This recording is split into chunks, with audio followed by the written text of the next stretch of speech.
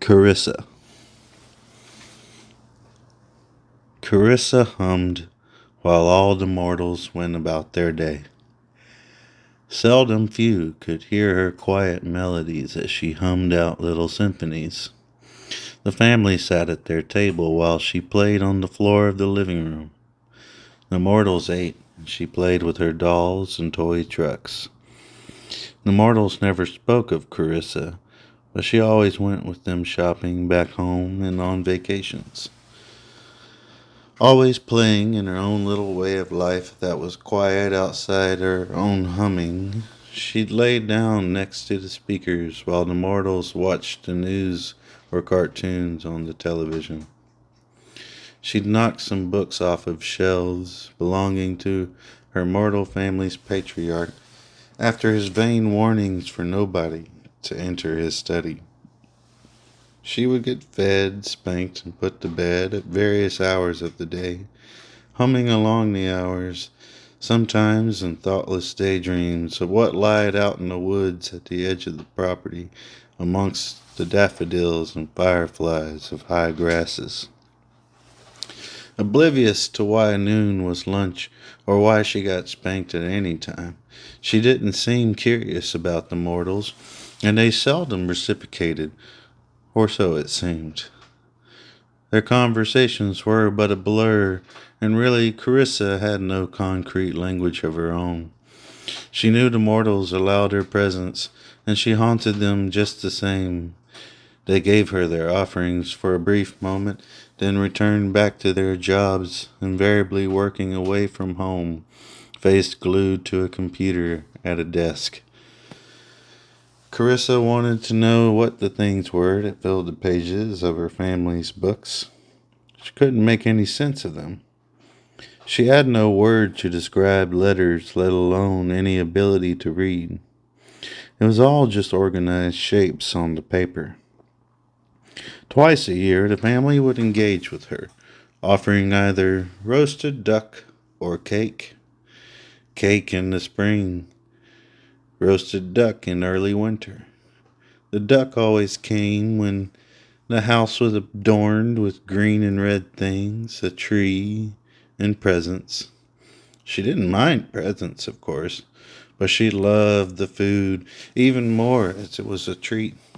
She never got to sit at the table and was seldom even looked at, and if called, Carissa wouldn't know. The barriers between her and the mortals were quite real, but she could never really place any meaning beyond body language, which never had context. The house she haunted was 3 stories tall, near the forest, and she spent most of her daydreams by the window.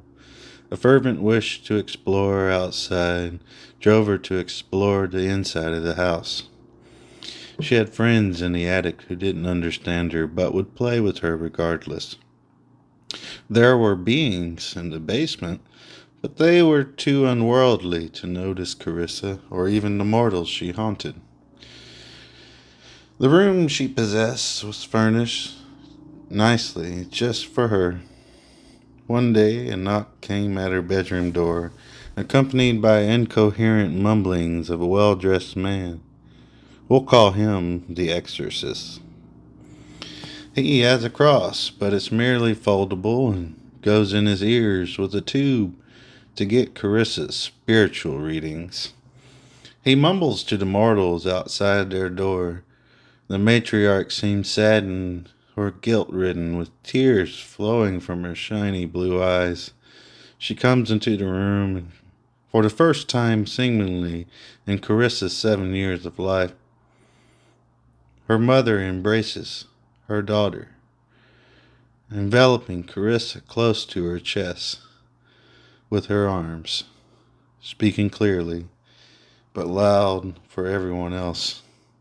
Still unintelligible for Carissa. A week later, the mortals gave Carissa lessons in communications and sign language after fitting her with hearing aids.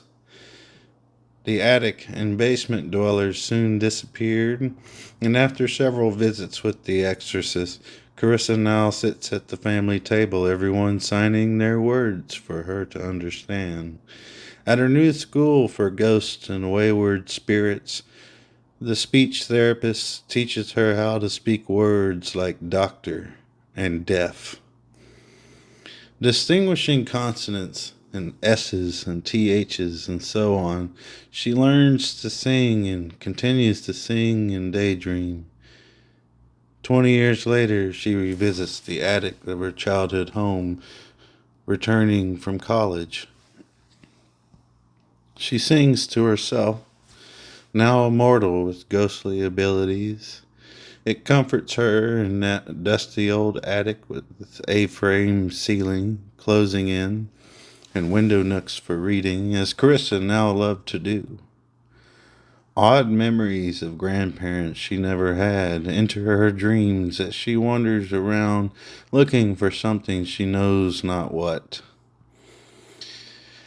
Only Carissa knows how to jump from the barrier, and when she has to take her hearing aids out to change the dead batteries over to new ones, she sees a familiar apparition.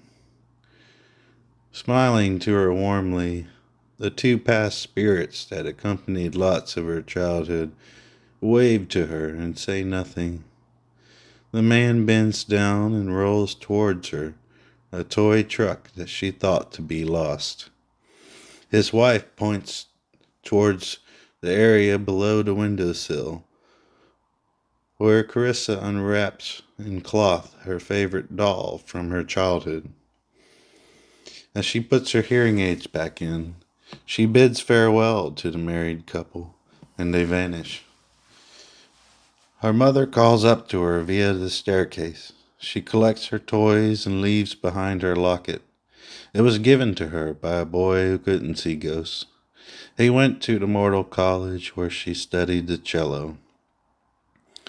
She decided to revisit the deaf school campus with her mother and say hi to old teachers and counselors. She gets invited to a deaf picnic where she plays her cello and singing. She looks up from the field of flowers. It brings her the fullest joy to see all the dancing spirits in the park.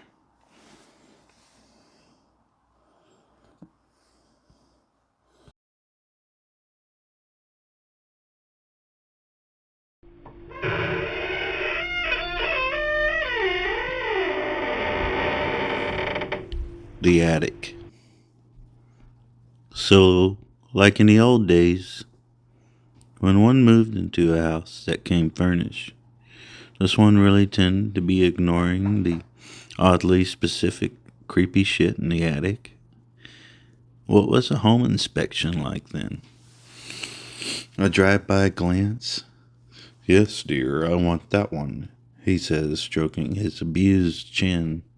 Abused by the constant shave and constant clean cut, the constant dry cleaning and Perry Como music he forces his wife to listen to as he smokes his cigar and reads the newspaper with all the latest news. News solely by and about people just like him. White, consumer male, 25 and up. With a wife and 2 kids in a home, with an attic they use once when moving in and once when moving out. The nuclear family had quite the catalog of haunted tales, and the wife who could not escape the Perry Como music that played on AM at the drive-in. The heart attack-inducing cheeseburgers dripping with grease as some helpless child somewhere there that night gets their innocence robbed from them, much like this very wife had hers taken. The ancient rituals with tellings of a lower nature It was the everlasting omen realized in the 20th century. The wife is lobotomized and docile, and terrorized occasionally as she blocks out Perry Como. Oh, how she grew to despise music and anything dominated with. But dear, we haven't seen the inside. I can call up the realtor and request the man tells her to shut up. However he pleases to do so, however merciful he feels. She feels obligated to obey the monster she settled for. The children waiting at home with the neighbor babysitter, who later becomes America's Most Wanted. But that isn't even on the wife's mind. But I spent 5 years building our home, George. Margaret yearns to say, but can't. She stares down the mirror, romanticizing the sleeping pill. Unbeknownst to her, taken and downed by her eldest to flee a draft in later years to come. George, whatever offer you decide to make, just leave me a note and I'll draw up the check. She smiles at him, and he smiles back, with other things than love on his mind. Margaret asked him for a cigarette and did her duty. Lobotomized and drugged on the consumer cocktail of the times, with asbestos and fiberglass cigarette clouds and poorly inspected meat cuttings thrown in. Margaret does no planning. She just acts as if on autopilot. Gulp, gulp, swish. Gulp, gulp, swish. George is passed out drunk and naked. She climbs into her own bed 2 rooms down.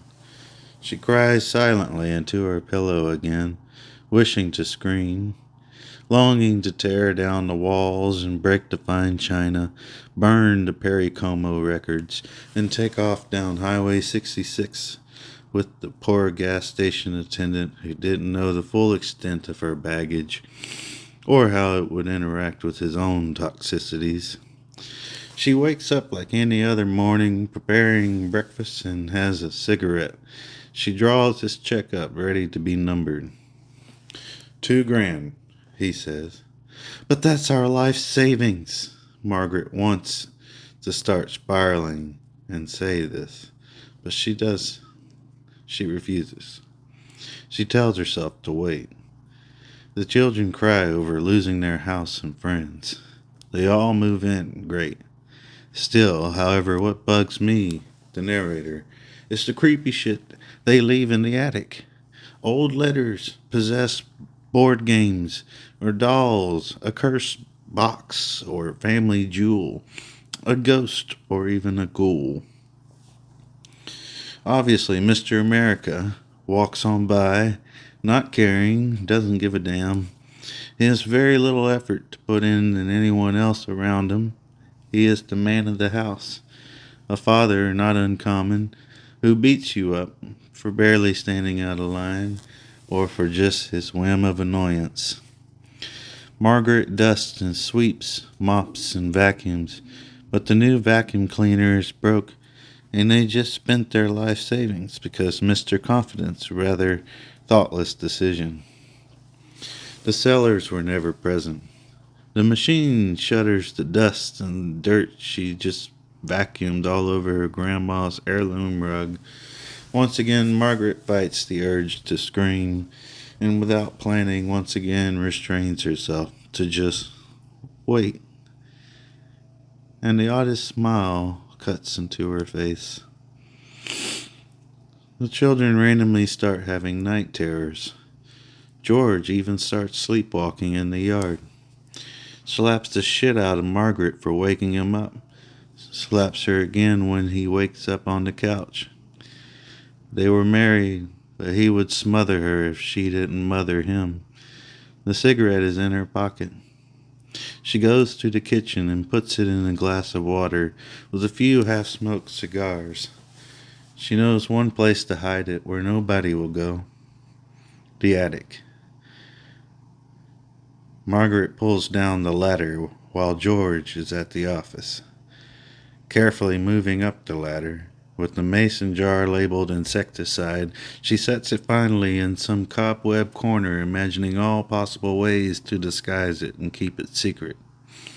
The thrill of it all weirdly turns her on, something the gas station attendant might want to consider.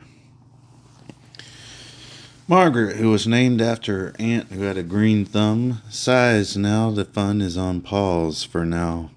She looks around at all the dust with intrigue. A rocking chair has a box on it covered in a quilt.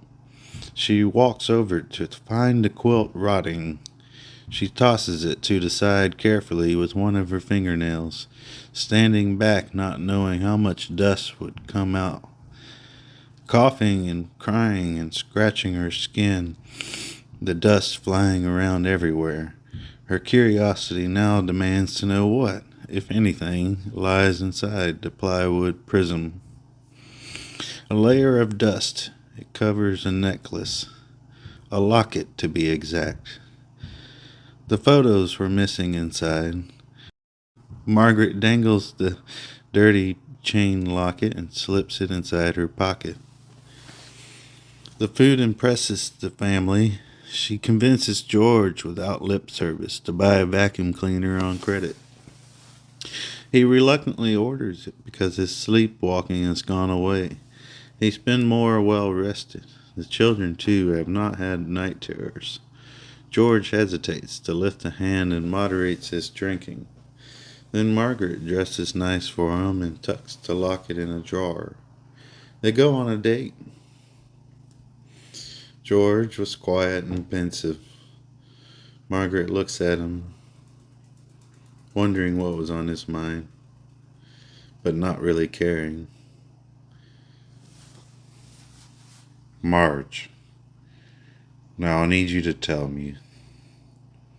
I was looking through our dresser drawers.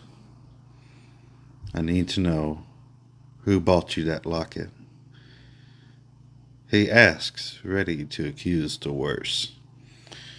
Why, dear, I found it in the house, she says reassuringly. But his dark secret's painted liar on her telling face when George gets red in the face, downing his second glass of champagne on their anniversary, long before first course is even served. Where in the house, Marge? George asked her. Why, it was in a drawer of the side table in your study. I wanted to clean it out for you and empty the furnishings. I am sorry, George. George's face turns less red as he spies another woman across the restaurant. He calms down, reassured. They eat their meal. They go home together after. George falls asleep after Margaret does her duties. He begins to wander, asleep onto the lawn, the full moon reflecting off his light blue pajamas. Margaret revisits the attic. She brings the locket, now polished and filled with photos of her and George. She kisses it and carefully places it back into the small plywood box. The rocking chair it sits on begins its function. It tips forward, then back, unnaturally speeding up. Margaret laughs manically. The poor lobotomized thing. She uncovers her fun as she grabs the mason jar from a week before, concentrating on her lines. Honey, George, have a drink. This will make you feel better, dear. George, honey, have a drink. A few kisses as he takes the filtered jar from her, laced with cough syrup and cane sugar. The lethal dose of nicotine does indeed make George better, she thought. Then, as she sets George down in the 1 a.m. moonlight, she sees him gasping, now awake and dying a horribly quick but painful death. She gives him forehead kisses until he begins to froth at the mouth, choking on bile and vomit. She walks away and goes inside the $2,000 home. The windows of the rooms dark already. The last light of the house to flicker off that night went out on top, as Margaret laughed and screamed and cried and laughed some more. She wore the locket to bed that night. She answered the door for the sheriff in her nightgown, wearing that locket, just 2 hours later. She cried more on the sheriff's shoulder and screamed out, but with her face buried there, the sheriff did not notice that odd, carved smile of hers. No, he did not notice, not even in the mirror directly in front of him.